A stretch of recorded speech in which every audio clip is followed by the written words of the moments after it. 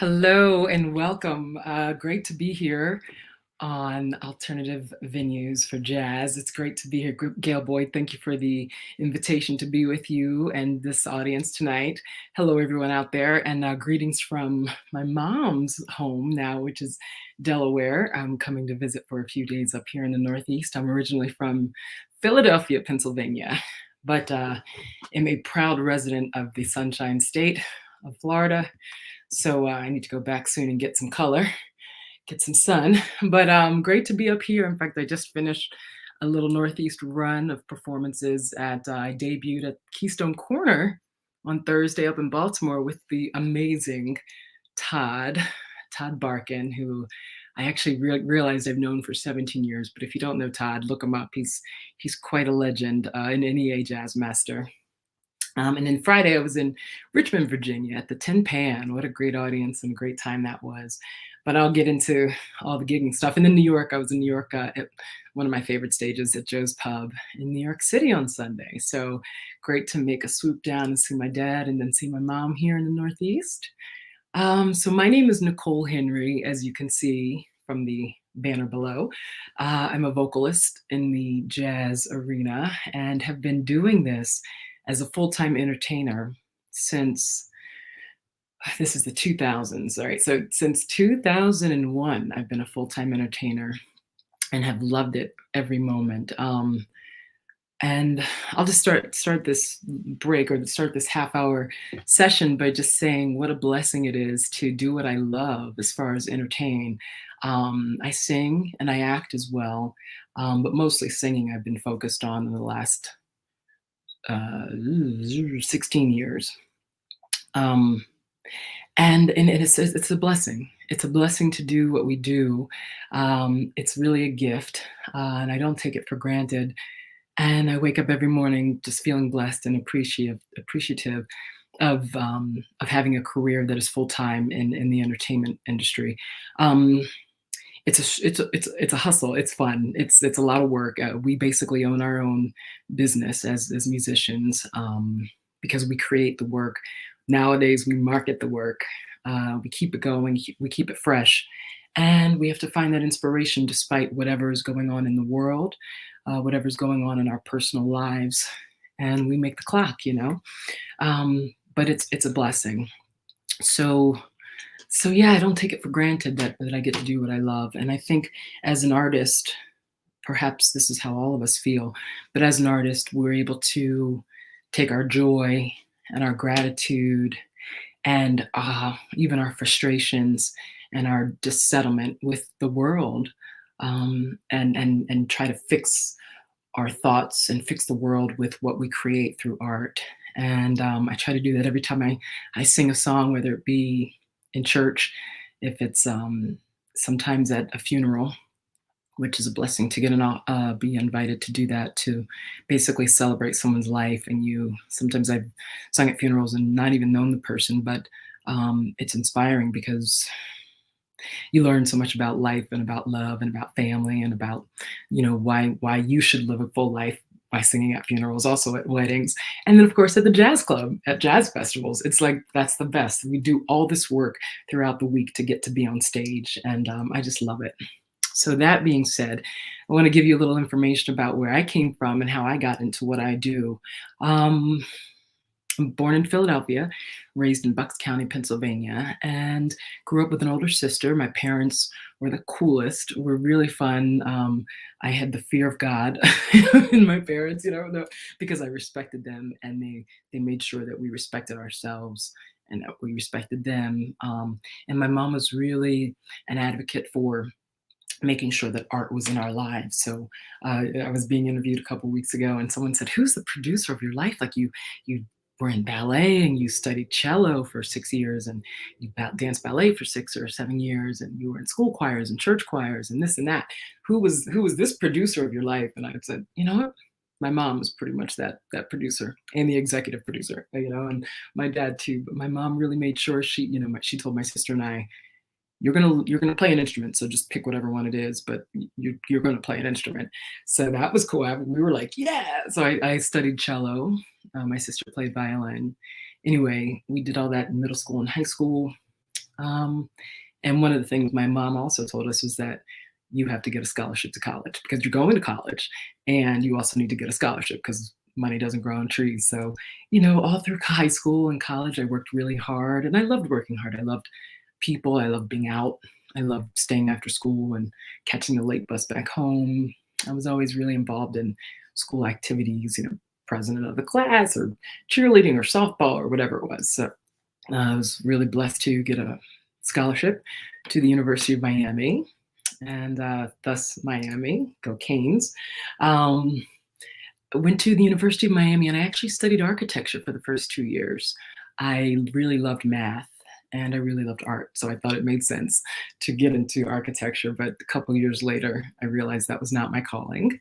Um, Although I love landscape architecture to this day, but a couple years into college, I took a year off pretty much, made up some incompletes from architecture so I could keep it going and keep college going. And then I really kind of did a little search, into myself at age, I guess it was 19. I started college at 17, so around 19, 20. I was like, what do I want to do with my life? And I actually switched to advertising communications, which I love to this day, which included marketing and design. And I studied theater, and I love theater. Oddly enough, I never studied music until taking lessons much later. I like started 10 years ago taking vocal lessons. So it's never too late to learn. I continue to take vocal lessons. Anyway, um, graduated with a theater and advertising degree from the university, but people continued to ask me to sing. I was always singing along the way and loved singing, but didn't know that you could actually study music to become a professional. I thought you studied music to become an educator. Um, so yeah, it's funny the things that you learn after the fact. So yeah, anybody out there wanting to become a singer, go ahead and study it in college. Yes, yes, yes. Learn, learn, learn. I've often thought about going back to get my master's, either in music or more to ask me to sing. This is the late 90s. So I continued to sing on the side. I actually was working at the Grammy office in Florida for a couple years after college. And then I learned about the industry, the business of the industry. I was going around town with my guitar and writing songs, playing at open mic sessions and stuff like that. And one day, someone asked me to sing backup for this blues rock band that was coming into town to do a festival. And these were back in the days of CD Walkmans. And so I said, sure, I'll give me the CD. I'll learn the tunes. But of course, I didn't get the CD until I showed up at the gig. And like 2 hours before the show, I'm listening to the CD and writing down lyrics, and had the tambourine to be. It was a blues rock band out of Detroit, Michigan, and I did this festival with them. I'm back there shaking my tambourine and singing the blues and having a great time. Loved it. And they said, we really loved what you did. We're going to call you when we go on the road this summer to do a tour. And I was like, sure, sure, call me. So other than that experience, and then I also recorded house music. A DJ in Miami had heard that I sang and called me to record some songs, and I recorded those and had an opportunity to do some gigs with him. And because he had said, I want to set up some live music performances at raves and clubs. I said, sure, give me a call. So he actually called. I did some of those shows, and that's when I fell in love with performing, like prior to the blues rock experience. I fell in love with performing, and I was like, I got to figure out how to do this. And that's when I bought the guitar, started writing, got invited to do this blues rock band. They actually called me to go on tour that summer. And I toured for about 6 weeks the first time on a bus, starting off in New Orleans at the House of Blues. I was sold 1000%, like over the moon. Loved it, knew I was going to go back and quit my job at the Grammys and just do this thing. So I went on the road with them a lot that summer. Fell in love with itineraries, lobby calls, tours. I loved waking up in hotel rooms and not knowing what city I was in. I was digging the whole thing, and I still dig that whole thing. It's always fun to wake up and be like, "Oh, I'm home." Uh, so I just I love the stage. I love the immediacy of music and what it can do for the soul. I mean, rehearsal is even a blast for me. Um, John Clayton has this tagline. He says, you know, let's just say let's just not call it rehearsal. Let's just, you know, I forget something about having that rehearsal is just not rehearsal. Let's just not call it rehearsal. Okay, let's just play. And it's true. It's man, rehearsal is like I can't tell you how good I feel just after a rehearsal. Anyway, so did the blues rock thing, came back, and then was in Miami, and I was like, okay, I quit my job. I got to figure out how to make a living in Miami singing. And I also happened to be acting still, taking some acting classes on the side. So I continued to do that, took some headshots, and lo and behold, I started auditioning, got a agent in acting, and got booked for a handful of commercials in Miami. So I got my SAG card as an actress and did a handful of national commercials, McDonald's, Amtrak, Lay's potato chips, swoops. There it is. I think it was rough. Oh, don't get me lying, but a couple, about 30 commercials, but a handful of like maybe 4 or 5 or 6 national commercials, which was incredible. And then in 2002, this was 2001 when I quit my job. 2000, I quit my job at the Grammys. By 2002, early 2002, I started gigging with a guitar player around town. This was before jazz entered my world. I was singing pop, songs from the 70s, 80s, 90s with a guitar player, and we were doing some original music as well as cover songs, and we had a weekly gig. So then I got named like best solo musician in Miami, and then we were invited to open up at a jazz club for like their love hour. We did an hour and a half before the jazz band started, and this was before the jazz band with the vocalist. This band featured a vocalist, and I would hang around after our set and listen to jazz. And all of a sudden, I was like, "Oh, this is jazz. This is Frank Sinatra, Cole Porter. I'm hearing all these Rogers and I'm hearing all these Berlin. I'm hearing these Gershwin. Oh, this is jazz." And I had never really consciously heard jazz before. I'd seen Lady Sings the Blues, hear of the Duke Ellington Orchestra, you hear of the Count Basie Orchestra, you see Ella Fitzgerald on these, the award shows back in the 90s, maybe late 80s, actually. And I didn't really know what jazz was. But when I got a chance to hear jazz live, I was mesmerized.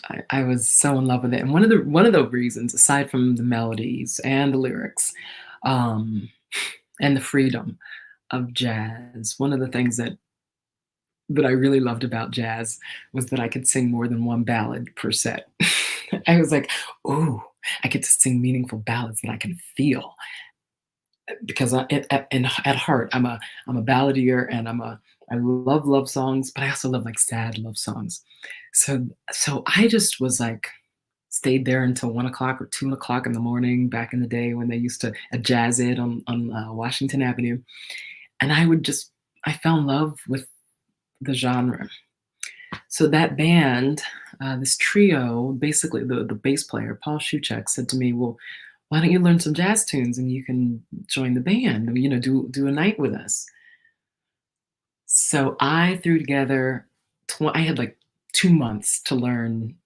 I figured out 21 songs, 7 songs per set for the 3 sets. And, the band would do 1 or 2 instrumentals, and I would do 7 songs. And the funniest story that I'll always remember from that, the first gig in April of 2022. No, 2002, obviously. April, April. Oh my gosh, this is going to be 20 years. So anyway, April 2002, I I had on my set list because I had gone out and bought all these CDs. Back in the day, I was at Barnes and Noble and bought these CDs, and I remember buying a whole CD and was so upset because only one of the songs on the whole CD had a vocal on it. And I was like, oh, I just spent $18 and only one song has. But you know what song that was? Old Black Magic. Ella singing Old Black Magic, which is a song on my first CD. So it was worth $18. Um, but I remember just compiling CDs after CDs. So the night that I'm on stage singing with the trio, I had this song on the list, Time After Time. So I was like, oh yeah, I already know that. I already know that tune. I didn't realize that I actually knew a jazz song from start to finish. So I went to call Time After Time on the stand, and I go to and they start playing Time After Time, and I'm like, is this the key of C? And then they're like, no, but we can change it to C, and they change it to C, and they're playing it, and I'm like, okay, lying in my bed, I hear. Is this the same? I'm something's wrong. Let's start another tune. I thought Time After Time was Cyndi Lauper's Time After Time. No, in fact, it's Time After Time. So that's my first gig. Funny story. Don't take for granted that you know a song just by the title. I was so excited. I was like, okay, I only have to learn 20 more. I know Time After Time. Yeah, so I didn't know Time After Time, but I know it now. So yeah, that's how I did that in 2002, and then it's just basically been 20 years of joy, touring. I've been to about 20 countries touring. I just recorded my 8th album. I actually record in Miami. You know, you get not only at that time where there are a lot of people going to jazz it and a couple jazz clubs around town, but Miami Beach always has tourists. Yeah, so I'd always have people saying, "Oh, we would love to take home a CD. Do you have a CD?" And I was like, "No, I don't yet." So in 2003, me and my band, my trio, went into one of the jazz clubs that we performed at regularly, the Van Dyke, and we went and recorded a CD, mostly live in the daytime. But you know, it was just I was like, so just so we're not nervous, we just know the venue, let's just do it. So we recorded a CD, and initially that first round of the CD, I must have sold 800 or 1,000 CDs in about 8 months, and I said I should try to release this nationally. Let me see if I can get a record deal. And never got that record deal. But I did start my own label, which is called Bannister Records. I woke up one day, I was just trying to figure out what should I call this label for like a month or two. And I woke up one day and I was Storybuster is that music elevates us all. And a banister, you know, a banister elevates us all, going up the stairs, and hopefully life gets you higher and higher, as does music. So yes, I started Bannister Records in 2004. One amazing thing about the internet, which is just kind of, you know, in full swing at that time, particularly for music, I put the CD on CD Baby, and I got a word from um, a label out in Japan who asked if they could distribute the CD.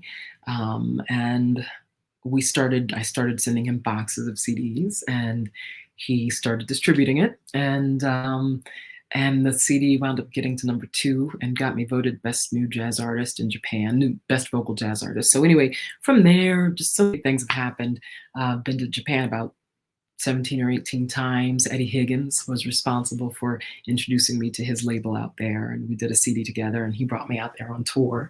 And that was the first time in 2005. And then since then, I've just basically been self-managed, self-released. The latest album that I have, which I wanted to show you, is Time to Love Again. Let's see, am I here?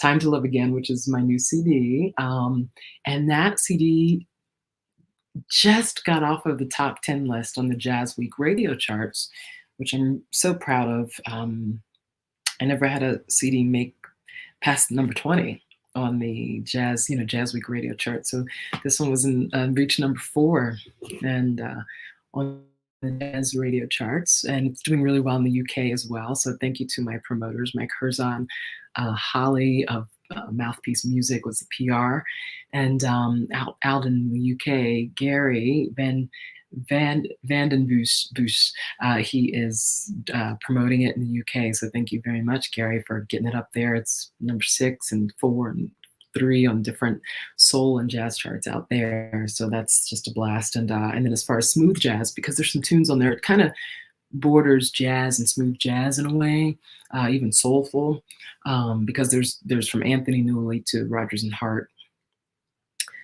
to Ned Washington, all the way to Stevie Wonder and Joan Armatrading and James Taylor on that. So I actually have a CD, a new music video for Your Smiling Face, which is one of my favorite James Taylor tunes ever, aside from Fire and Rain, which I recorded in 2015. So yeah, check out the new music video for that. But yeah, so that's the CD that I'll be touring with this summer. So I'm going to check out some of these questions that Gail had sent as prompts. You see, I can talk. But before I get to that, one thing I did want to talk about is, we can do so much as musicians through music for our audiences, telling stories, really connecting with them emotionally as much as we can. But one of the other things I'm really proud of, and I try to make sure I dedicate my life to, is one, giving money to causes that I believe in. One of those being hunger. I just think for this country, we ought to be ashamed of ourselves for both the amount of homelessness and hunger that exists in this country. So I pray that our leadership, maybe that's you, maybe that's me, more in the future, we really do more to solve that issue, because poverty is an unnecessary thing in the world, but also in this country particularly. And it's a choice, and it's an expensive choice. It actually costs more to be, for us to have the amount of poverty that we have in this country. So we can change this. But the other thing I really believe in is education, and for being, this wonderful country that we are, we also really ought to be ashamed of ourselves for our education system. We can do better. We can. So one thing I really am proud about is I sit on the board of Miami Music Project. You'll actually see some of the kids in the video for Your Smiling Face, so check that out. But I sit on the board for Miami Music Project, and I try to raise awareness for what they do. We give free music lessons to kids in Miami-Dade County. So many students, I don't know how many of you know this, but schools are funded by taxes. And if you live in a poor neighborhood, you don't get a lot of taxes to fund your school. So that's why so many of our kids don't get the education, that equal education that we all should be giving our kids. So let's do what we can to fix that as well. It's okay. I'm going to jump to these questions that Gail has. Oh, what was the first jazz musician I remember hearing? Billie Holiday. Lady Sings the Blues. Actually, one of Billie Holiday's most popular songs I heard sung by Sylvester. My mom played Sylvester, great 70s and 80s artist out of the West Coast. Fabulous Sylvester. He sang Loverman. But that Billie Holiday was definitely the first. And the wild thing about that is that when I went into singing full time and said, I'm going to start singing, my friend said, oh, you should look into jazz. My good friend Jen Factor, she said, you should sing jazz, and why don't you listen to this CD. I think she gave me a Nina Simone album, and then I also was given, I think she gave it to me, or somebody else gave me Lady in Satin, the last Billie Holiday album. And I could not understand that album. It just had so much of the end of Billie's life in it. I just couldn't understand her pain. I was like, I thought I knew Billie Holiday. I couldn't relate to that thing that she had going on at the end of her life. But then when I heard jazz live, it all made sense. I was like, oh yeah, I get it now. So it just so happened it was the last album of Billie's. But yeah, so my first jazz musician was Billie Holiday. But then live was probably Brenda Alford in Miami, Karen Jones in Miami, Wendy Peterson in Miami, Raul Midan when he lived in Miami. Yeah. Those are my favorites. And then I'll just give a nod to my trio back in the day. Paul Shuchuk on upright bass, who I mentioned. Mike Orta on piano, who's on my first 2 CDs. God rest his beautiful soul and beautiful heart and talent. And Danny Berger on the drums, swinging from Rochester, New York, but in South Florida resident. What is the first album that you purchased? jazz album you purchased with your own money. So yeah, that was one of those was the that famed album that has a bunch of jazz tunes with Ella Fitzgerald on one song, but I love it. I couldn't tell you the album; it was a compilation, so yeah, it's hard to say.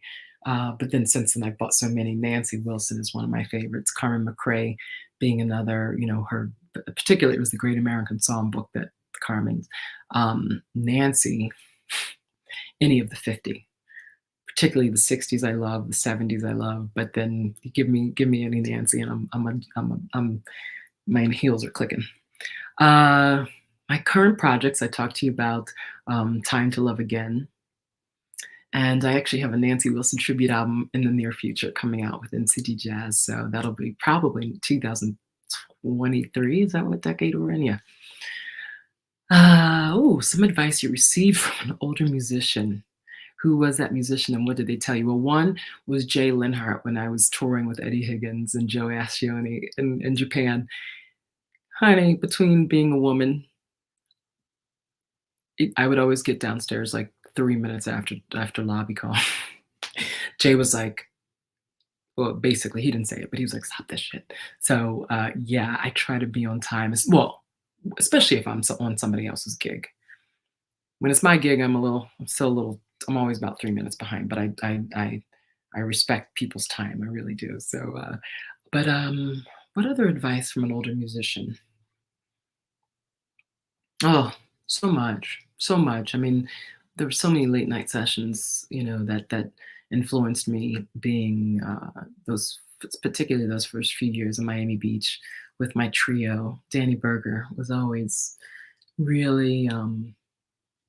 Really a beautiful mentor and guide and just a beautiful soul. I met so many, really all the musicians I've ever worked with and continued to work with at least more than once have been really beautiful souls. How are you coping through this pandemic? Oh, you know what? The pandemic has been, you know, it's painful to see all the loss that we've experienced and all this separation that we're going through as a country, politically and socially. It really disheartens me, but I know that we're better than this and we can do better. So, so I'm hopeful. Everything has its ups and downs, and I know we're going to get through this, but we have to be proactive, and we do have to open up our voices. So, so I think honesty is what we all need to focus on to try to fix things and get through this pandemic and self and respect. You know what's bothering me? We're evolving as a society and as civilized people. We really need to get back to respecting people and stop being so selfish. You know, you see it on the roads and you see it um, in different ways. The behavior on planes and people yelling and slapping people and shooting people. Philadelphia, it's crazy. So we need to really preach peace a little bit more and community. Any advice to younger musicians to keep them encouraged? Yes. You know, you keep doing it. I mean, I've been in it for 20 years and just now getting a top 10. So you just got to keep doing what you love and believe in it and make smart moves. Be around people that you love and trust. And if you can, work as a group. I've always worked pretty much as an independent artist, being a vocalist. You know, it wound up being that way. But you can find ways to really engage your band and try to get people to work with you because it's so important to have four people doing the work for a band instead of one. And I know that I would be further in my career, I believe, if I had had more people to help and ask for help. Ask for help. When people offer you help, just stay in touch, reach out to them. Let's see. Any other daggone thing you want to talk about within the 30 minutes? Well, I've talked about everything. So thank you for tuning in. Yeah, I just want to end by saying that I'm so grateful for, again, just the musicians that I've worked with, for the promoters. I really appreciate people who open jazz clubs and who know how to run a jazz club. If you want to run a jazz club, reach out to other jazz club owners or talk to musicians and ask what's going to work. Because so often we've seen clubs fail because they just don't get the advice that's out there waiting to be heard and waiting to be shared. And we all want to see something work. So if you are going to open up a club, if you're going to start promoting, to get some advice from people because it's possible to, whether it's called training your staff or training your audience to know how to be a great audience or know how to be a great waiter or a great, have good food, have great drinks. And, one of the, I saw the owners of Smalls and his conversation here, reach out to him, get some advice from him. But yeah, do your research. But yeah, so for all the sponsors out there sponsoring jazz festivals and creating this ambiance, this culture. Every civilization is defined by its culture. Well, heavily uh, defined by its culture. And so, thank you to the sponsors out there, promoters. I know we need more. We need more jazz reviewers, more people who know jazz to review jazz. But although it might not be a lucrative business, I don't know. But yeah, and yeah, more promoters. And thanks to all the great musicians out there who've ever worked with me. You've been great, and it's just wonderful how supportive you know teams can be throughout the country. So yeah, and that's it. So thank you, Gail. Thanks for this opportunity to have me on here, and keep doing what you love doing out there. Keep music in your life, and keep respecting what has been before us. And let's move forward and make this a better world. All right. Thanks so much. Again, stay in touch. Or not again, I didn't say that before, but stay in touch. Meet me at NicoleHenry.com or email me and we'll put you on the email list. I have a bunch of shows coming up throughout the summer. So stay tuned. Find me on Spotify, iTunes, all those places. And Nicole Henry Music are my handles. Or Nicole Henry Jazz on Twitter, but mostly Facebook and IG, Nicole Henry Music. See you next time, and I hope to meet you on the road.